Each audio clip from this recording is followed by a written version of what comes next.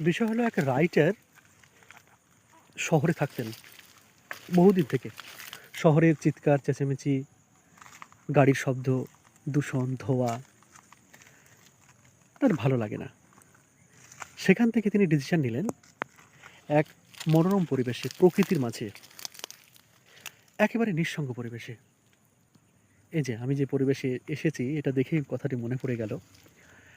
প্রসঙ্গটা আমি বলবো তোমাদের যে যখন তুমি যে পরিবেশের মধ্যে আছো, পারিবারিক দায়িত্ব, সামাজিক কিছু দায়বদ্ধতাও থাকে, আম কর্তব্য সমস্ত মিলে মানে আমাদের জীবন তো দায়িত্ব কর্তব্যে পরিপূর্ণ। তো তিনি হাঁপিয়ে উঠেছিলেন।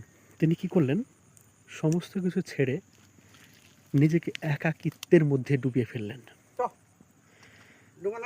যে বিষয়টি আমরা পাই রাল্ফ ওয়ালডো এমারসনের লেখা ওয়াল্ডেন একটা প্রবন্ধ আছে। সেখানে বলা হচ্ছে যে যখন তোমার মধ্যে সমস্যা আসবে তখন সমস্যাটাকে তুমি এক্সপেরিমেন্ট করবে। পারফেক্ট। সমস্যাটাকে তবে রিয়ালাইজ করা যাবে, সমস্যাটাকে তোমাকে